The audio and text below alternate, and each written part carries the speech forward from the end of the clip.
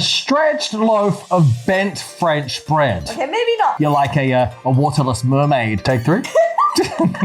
Be relaxed, this is a poem. I feel the sadness of having misplaced a page of my script, and so I don't know how the sentence ends. It was a beautiful day in autumn. Hey, podcast kids, it's Cathy Cat. Ladybeard coming at you with another worsening episode of Ladybeard.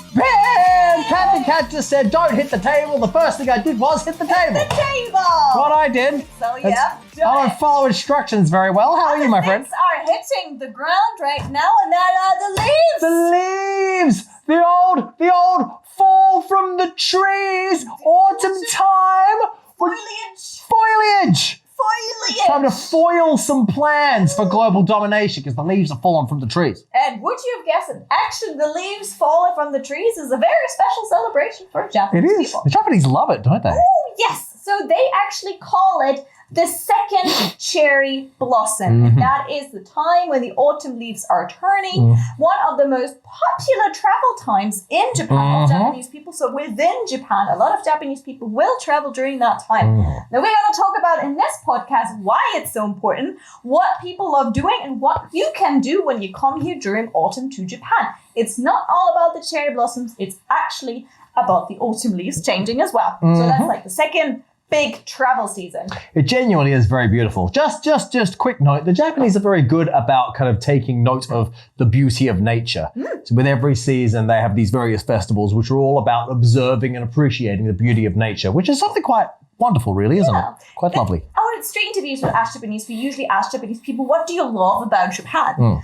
And a surprising amount of young and old people will say, we have 4 seasons. Oh, right, really? Yes, that's a lot. But a lot of people will say we have 4 seasons and we love celebrating them because obviously there's countries who maybe only have summer or only have very short seasons in between. So Japanese people really love every seasonal aspect and they celebrate it. Which is wonderful. So right now we're in autumn. We've got some leaves falling from the trees. Let's discuss. So Koyo is the actual official title of it. And one of the most known leaves that we love to look at are momiji, which is the Japanese maple. Japanese maple. Japanese maple, momiji. And you will hear this word several times. So by the end of this podcast, you definitely know at least one new word. Well, that's right. A piece of vocabulary you to get trained up on. Japanese maple, not to be confused with that old Canadian maple. Which is the kaede. Different one. There's a lot of other trees who also turn colors, but the momiji is just very symbol for autumn. That wonderful, it turns like all different colors. We have first the green, and then we have all the yellow, we have a bit of orange, and then it turns like bright red. So people really celebrate seeing that, and there are actually special sightseeing spots in autumn to go to. It genuinely is spectacularly beautiful when these leaves turn yellow and orange and red and then fall off. So let's get discussing here. Let's go. So the time for the leaves changing is longer than cherry blossom period. Cherry blossom is usually 1 week. Bam, you have to hurry. Gotta get on with it. Yeah, in order to follow the cherry blossoms around Japan, you have to be fast because they sometimes bloom at the same time. So Japan starts up here in the north and then stretches quite far down into the south, which means the north and the south will have very different temperatures and very different weather compared to maybe other countries who generally have the same. That's true. So the autumn leaf time starts kind of in September, October, November, December. So the really, really hot places start earlier and then the cold places obviously come later. Very famous spot for watching the cherry blossoms, we're actually going to talk about that later as well, is Kyoto. Kyoto! And Kyoto is generally there around end November, so quite late actually, beginning of December. So I'm coming from Germany, it gets pretty cold once we hit September, but actually we get a little bit more time in. Australia is very warm at that time of year. Yeah. You want to go there right now, don't you? Let's get back to the episode. All right. So Koyo, that's the word for like the autumn leaves changing. Koyo Zensen is in contrast to the Sakura Zensen, so the time before. And it takes about 1 month for the start until the completion of it. So like you have quite a lot of time actually to go and see the changing of the leaves. Excuse for you to not travel. What if you got in a train accident and now you actually can't walk because your legs have both been broken in several different spots, and now your legs have been taped together, so you kind of resemble a caterpillar or earthworm. I think you have some more pressing problems there than looking at the leaves. Well, yeah, because the only way you can move is by wriggling like a worm on your stomach, because you've only got essentially one leg as both your legs are taped together to allow for the healing process. You're like a waterless mermaid, or perhaps a wormity worm. I said caterpillar before, but a worm similar to a worm. What he's saying in the story is he doesn't really like winter and autumn that much, but I was just saying. I was just saying. What if you cut? Let's keep going. All right. All right. So, momizigari is in ancient times, Japanese people had the custom of appreciating the beauty of nature with each season, such as hanami. Now, everyone who knows cherry blossom terms, hanami are those like cherry blossom picnics that people do. You go out and you look at the flowers. And then otsukimi, which we had recently. We did, that's right. Which means you're looking at the moon and you're appreciating the beautiful moon. It was really beautiful this year. Did you see that thing? It was freaking incredible. Oh, the autumn moon beautiful. was beautiful. Really. It's like very big, very bright, and very crisp. You can see it. It was lovely, actually. I was standing there going, wow, I should be going inside because it's cold, but I was just staring up at the moon. Yeah, it's another big festival here in Japan. Yeah. Again, that's the kind of the beginning of autumn. You celebrate with that. And so there's also a history to Koyugari. Guess what? People used to do that way before. Actually, in the 7th century. 7th century? 7th century. Freaking ages ago now. So, Japan's oldest collection of waka poems written was 1,200 years ago. I'm terrible with numbers. You're right, mate. And there were more than 100 waka poems about autumn leaves. So I will try and say the Japanese one, and you feel free to say the English one. All right, let's pop it. Here we go. Doo-doo. I just want to give you some poetry feel to this. Imagine someone playing on a flute and the rushing of water. This waka poem just became a waka waka kind of poem. We're trying to create. Sorry, back to the flute. 珍しいと我が思う君は秋山の初も道場に似てこそありけれ. Which translates to, you, who I thought were really a special person, are just as attractive as the first yellow leaves on the mountains in fall. Wow. That was lovely. Yeah, there we go. Very poetic. Wonderful. Are you all feeling more poetic now, listen? We're so artistic. This is a culture podcast. We're gonna hit you with more culture. Here's some more culture. Here we go. Number 2. Here we go. Right now. Here we go. Okay. 人とせに再び行かぬ秋山を. This year, I was unable to fully enjoy the beautiful autumn scenery of the mountains, which can only be seen once a year. Oh! It doesn't seem heaps poemy to me. I guess it was old school, so that's the best they could do. I think the idea, a lot of things in Japan are like how quick beauty and how short it can be over, like the cherry blossoms and stuff like that. There's lots of almost like sentimental feelings or yutsu, melancholy, is in a lot of poems at least. Melancholy? Sorry, man, I got a real leg situation here. Oh, don't go looking at my skirt. Camera 4. You too, camera 2, I see you. You little peeping toms. Let's move on. So that's some poetry. That was a little bit of, they wrote poems about these leaves. That's how banging they are. 200 years ago, people were already having that kind of custom of appreciation. 1,200 years ago. Freaking ages ago, mate. So during the Heian period, which is until from 794 until, you know what, you say numbers. 794 till 1185 AD. Yes, that's the Heian period. And the aristocrats, they had various court events, but with us kings and queens did in Germany, enjoying and admiring the view of the mountains in red and yellow and collecting leaves. So they were bored, they had the money, so they were looking at fun things to do, so they looked at the mountains together. That's fair enough. It's really nice going up there. I reckon if you were an aristocrat, that'd be a sweet way to spend the day. And then it became a huge boom among the general public in the Edo period from... The Edo period, 1603 to 1868.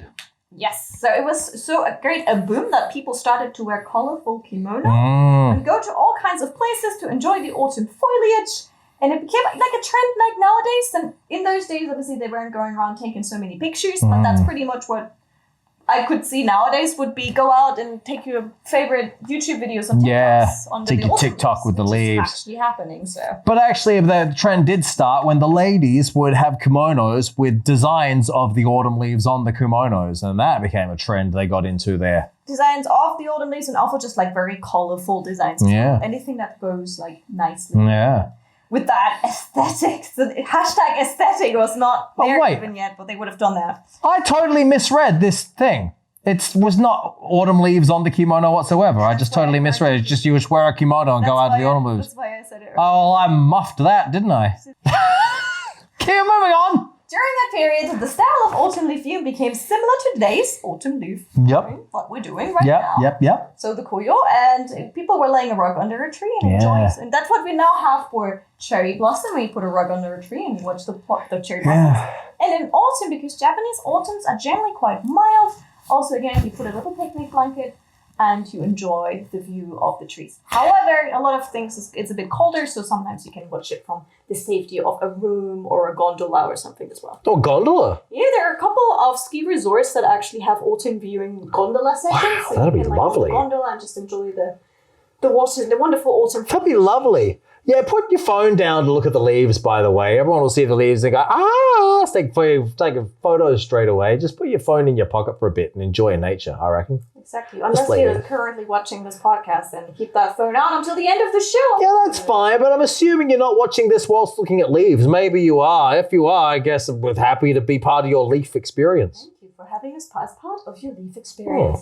And now, next thing is top 3 places to go to during the Koyo, the autumn leaf season. This is some amazing beauty, I'll be frank. Looking at these photos, I'm like, this is spectacularly beautiful, really. Fantastic. Number 3, where's it at, Cathy Cat? Well, number 1 or number 3, this is in no particular order. I thought it was a countdown. Arashiyama in Kyoto, like I mentioned earlier, Kyoto gets the most tourists, not during cherry blossom season. Not even during like some of the festivals. Most people apparently go to Kyoto Arashiyama during the autumn leaf change because there are mountains all around. You have a wonderful view of it, and I accidentally happened to be there when it was really bad and you have no phone reception. You can't live stream there because there's so many people. Every restaurant is crowded and it's pretty insane, but it's beautiful. Well, back to my point, if you can't stream, it means you can just look at the leaves, which is nice. Yes, exactly. I should have just put my phone in a pocket and watched the leaves, which is what I did after that. That's my message to the youth. Just put your phone down sometimes, kids. Put your phone in the pocket you can and watch live some without it. leaves. Yeah. Put your phone... That's like the one that we had in your episode. Put down the potato chips and pick up your life. Yeah, good point, actually. Yeah, good point, eh? Yeah, put down the phone and pick up some leaves. Yeah, look at a leaf. Yeah. Anyways, next one, a little bit closer to Tokyo. So in case you can't travel all the way out to Kyoto to see the autumn leaves, you can go to Nikko in Tochigi Prefecture, which is famous for... Head, shoulders, knees, and toes. No, I was trying to do hand gestures to Ladybeard here. It's for the 3 monkeys. Hear no evil, speak no evil, see no evil. Wait, they're from here? They're from Nikko, yes. I had no idea, There really? is a very, very famous World Heritage site that has those 3 monkeys on it. No, really? Yes. I didn't realize those monkeys were Japanese even. Are they really? I think there's a lot of connections that probably, it's with things that are that long ago, it's not quite true to tell who was first, but it's one of the places that claims that they were one of the first to have those. Yes. There's a pub in Sydney named the 3 Monkeys. I walked past it while I was in Sydney this July. Oh, right. They did not There was say a they film. were the first. There was a film starring Brad Pitt called 12 Monkeys. Okay. That was about a man who makes it's about a terrorist organization. Okay, that's totally not connected, but let's keep moving on. Oh my gosh. Okay, next one. So Nikko and Tochigi is easy to reach by train from Tokyo. It's pretty close. And next one is Yabakei in Oita Prefecture. Oita. That's quite a trip away. Oh, mate. What a haul. It's quite a trip away. It's also very, very beautiful. So that's the end of October. So Really, we have photos of these right here. These places are spectacularly beautiful. Really astounding natural wonders of incredible beauty. It's very impressive. now, question is, what people will ask, what do you do if you travel to all those places and you look at the leaves and you looked at the leaves? What else shall you do? We got you covered. There's more stuff you can do during autumn in Japan. Generally, Japanese people are big foodies. They love the food. Oh my gosh. Mate. So there will be lots of autumn food, which we have mentioned in a prior episode of the podcast. Yeah. Be sure to skip a couple of episodes back to find out about that.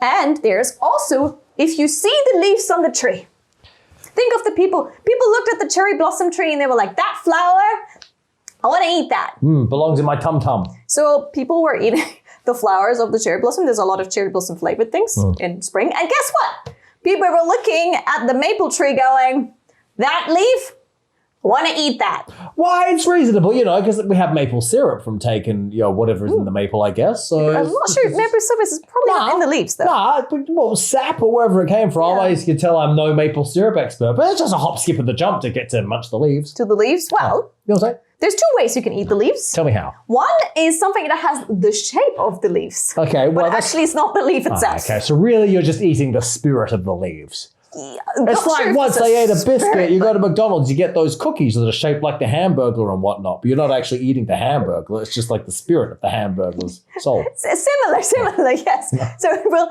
they're called momiji manju. If you ever go to Hiroshima, it's like the symbol of Hiroshima. There's momiji manju. So they're in the shape of one of the Japanese maple trees, and they come with different fillings. So usually it's like red bean paste is the classic, but then there's other things. So they're named after Momiji Dani, a famous place on Miyajima for its autumn leaves. That looks delicious, actually. Oh, they're tasty. They're tasty. They're a really good gift. If you go to Hiroshima and you want to just have their local sweet specialty are those momiji manju, which are actually sold all through the year. Not just in autumn. They'll be selling them somewhere around the place, yeah. If you look around, you'll see them in other places too. Yeah, definitely try those. It's delicious. What's number two? Number two is banging. Well, some people really wanted to eat those leaves. Yeah, mate. So some people decided to actually, let's take those leaves and deep fry them in karage style. So Fry 'em. made them tempura.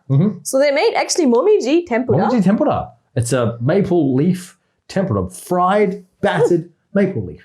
Yes, and sometimes you can maybe add some matcha green tea powder on it, and then you can eat the leaves. They will be nice and crispy, because you can pretty much, if it's small enough, you can fry pretty much anything and it will taste that's good. true. Specialty of Mino City in Osaka. So if you're down there, or even if you're not down there, but you get a hold of their specialty, that's what it is. Yeah, to be honest, I've never tried the fried momiji leaves, but it sounds actually like people are pretty good with their tempura here in Japan. So leave a comment in the thingamajig below if you've eaten the old momiji tempura, and let us know what you reckon.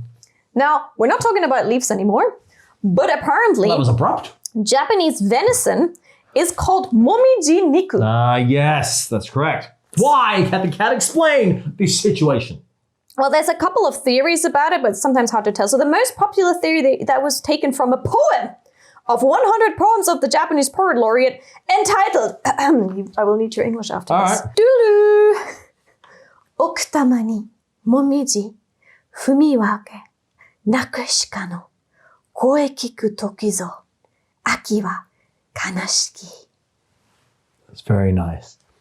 Which translates to, I feel the sadness of having misplaced a page of my script, and so I don't know how the sentence ends. Here we are. Thanks, Cathy Cat.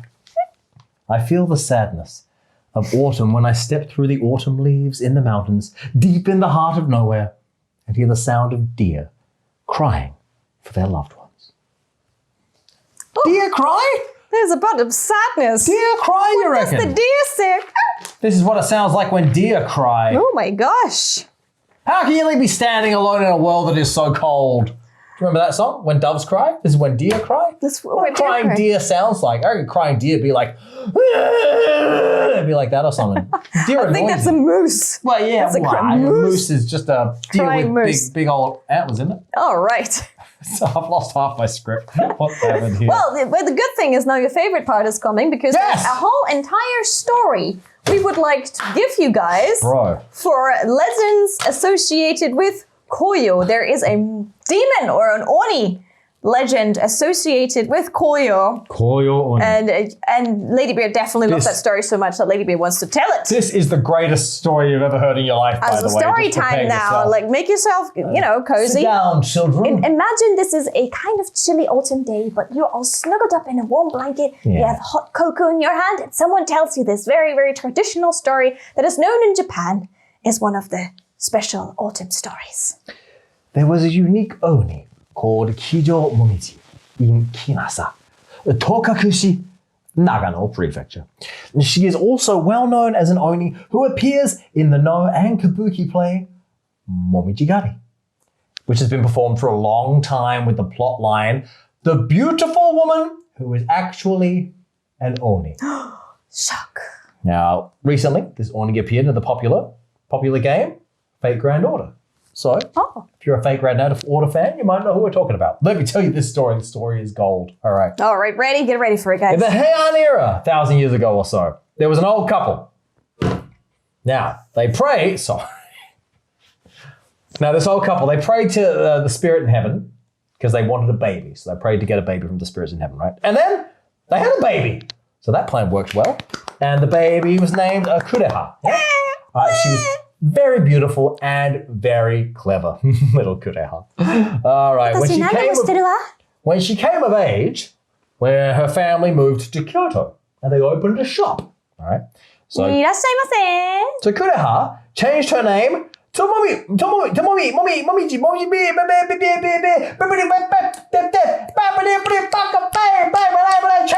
She changed the name to Momiji. And she started practicing the koto. You know what the koto is? Yes, it's a Japanese instrument, a very long, big one. It looks like a big tree trunk with a couple of strings on it. It's way more sophisticated than that. That lying down harp thingamajig, that lying on the table, big old harp gimmick. It's a big, Japanese harp. Momiji desu. By the way, it didn't say why she changed her name. She's a woman now, so she changed her name. And she starts playing the koto, yeah? All right, so one day, Lord Minamoto no Tsunemono and his wife heard Momiji playing koto and invited her to their home. I hear you playing koto. You're awesome at that. Come hang out at my house. That's what this freaking king prince dude says, yeah? Well, he was a bit of a scoundrel. Well, let's this next line. Her beauty fascinated Tsunemoto, so we all know what that means. She was hot. Dear. She was hot. Well, Momiji was hot, yeah? And they began to love each other. Well, we all know what that means too, don't we? That's a married man, ladies and gentlemen. Because, there was already a waifu, so we got a big problem at hand here. They fell in love. They began to engage in the activities of an adult couple in love, and someone got pregnant. Oh, Bloody Momiji got pregnant. Oh, dear. Up the duff, as it were. Dear. Got a bun in the oven. All right, cool. Problem ahead. So, Momiji, she's all like, all right, well, here's a problem now because you're married, but I mean, I want you all to myself and I'm carrying your child, so I'm going to try and kill your wife. Oh, what? That's what she did. She was trying to kill the wife? She said she tried to curse and kill Tsunemono's wife. However, fail. I guess that wife has the old floozy repellent or something. Anyway, so she gets arrested, yeah, and then banished from Kyoto to Minase in Shinano in Nagano Prefecture. So that's how we go back to Nagano, where the story is coming from. Back to Nagano. So little Miss Homewrecker, she arrives in Minase village, and she tells everyone that this is fantastic. She's like, I was banished because Tsunemoto's wife felt jealous of me.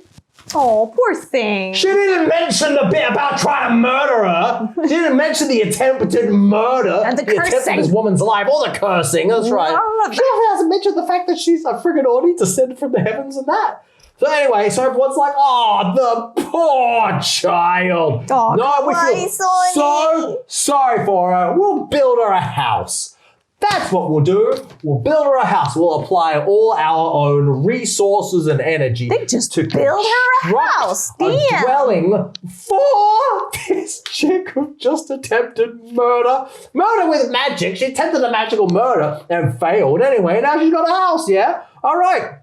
But now, get this. So she's like, all right, sweet. Thanks for the house. I love it. Now I'm going to use my witchcraft, my powers, as it were, and I'm going to cure everyone who's sick in the village. So that's the first charitable thing she's done. So she actually did a good thing. She's curing the sick in the village. That's the first charitable thing she's done. So you could argue that redeems her somewhat for, the murder attempt. All right, so, but she missed Kyoto, yeah? And so she started naming the surrounding villages after Kyoto, giving them names from villages in Kyoto, yeah? So Higashikyo, Nishikyo, Nijo, Sanjo. Yeah? All right. So get this now, Momiji gives birth, since she got knocked up by the prince not long ago before the attempted murder, has a baby boy. And now she's like, I want my son to see his father, which is reasonable. Me, Daddy, yeah. At least she wants the father in the child's life, which is good. Right. She's not raising a delinquent over here. Not one bit. All right. So she's like, I need some cash to go back to Kyoto. How am I going to get some cash? I'll use my witchcraft to rob people. So just here we are. Up until this point, you did so well, Momiji. Mate. Why? Well, not really. She's already attempted murder. She's already tried to wreck a house. I thought she was trying to redeem herself She by was trying to curing redeem people. herself. She Why did did she cure not the sick. discharge for curing people? Why? Well, of course she could have just left it at that. She could have said, well, I've cured the sick now. My penance, my attempted murder is I paid my dues. Now I'm going to live happily here. But no. Momiji is like, So she uses her witchcraft. She tries to rob everyone in the freaking villages, right? But fail, and the emperor finds out about it. So the emperor gives a command to General Tada no Koremochi. And he's like, oi, take her out. Get rid of this harpy in our midst, ruining life for everyone in the village. So Koremochi, demon bygone, he's all like, dung, dung, dung, dung, dung, dung, dung, dung, dung, popping an attack. He's going to take her out. He's had enough of this floozy and her hijinks. However, again, Momiji uses the witchcraft, and Koremochi's army, they didn't have any power. She's like, magic, sonic, boom. And they're like, got no power to arrest you and injure you and whatnot. So Koremochi, you know what he does? He's like, no problem. I'm going to pray to God. And God helped by giving him a sword. So did that just fall out from the sky? Well, did I it prayed come for from it. the earth? Just like originally, Momiji's mum and dad prayed for a baby, and they got this psychotic female nightmare. And then so he says, God, help me out trying to slay this female nightmare. And God's like, here's a sword. He's like, sweet as. And now this sword made her power ineffective on him. But then here's what she does. This crazy woman jumps on a cloud to run away. Unbelievable. You know what Koremochi does? He's all like, Momiji, I don't think so. None of that cloud jumping. He takes his god sword, he sticks it in a bow, like it's a bow and arrow, shoots it at her. It's a sword. It's not meant to be a projectile, but it becomes an impromptu projectile. Shoots it at Momiji, gets her in the chest. See you later, Momiji. Death becomes you. No more Momiji. In the ground. 6 feet under. Magical sword to the chest. Take that. And then when that happened, she was 33 years old. And it was a very beautiful day in autumn. I love the last part of that story. Is literally, it was a beautiful day in autumn. Well, all of this apparently went down. This is the whole point of this story. That's how we're coming back full circle to autumn now. You may have been asking, what's this got to do with anything? This all happened because of this day when she took a sword to the chest. It was a beautiful day in autumn. There we go. By the way, Cat with Beard Storytime is awesome. We should do we should do that more often. A separate channel called Cat with Beard Storytime, or like a playlist or something. This is awesome. We tell old Japanese stories. This is rad. I would totally be up for that. Let's do it. Yeah. So then people started calling this village Kinasa, which means village without evil spirit. Yes, because the evil spirit has now left. And the Oni, the demon woman, did not took an arrow to the knee. She took a sword to the heart. Took a sword to the heart. Do you know what? So Kinasa, village without evil spirit. My city in Australia, Adelaide, is known as Australian capital of weird murders. Huh. So look, there's a parallel. That's something you want to put apparently on your name tag. Well, these you don't have to battle any evil Oni witches in order to come to autumn in Japan, but this was a little bit of a hint of what you can do in Japan. We have an entire episode on autumn foods and treats and foodiness to check out, so please tune back to the former episode of Cat with Beard from Japan to find that one out. Also, if you want to message us, please leave comments on the YouTube channel so we can see what you enjoyed the most. Let us know how you liked story time. You can tweet at us if you want. Exactly. You can tweet to us too. And that's pretty much our wrap-up. You got an Insta and the rest of the things. I got an Insta. We have all and the rest social of medias things. too. You know that already. We're good. You'll find it out and have a great autumn. And we'll see you soon on another episode from Cat with Beard. Sword to the heart. Take that, Mommy G.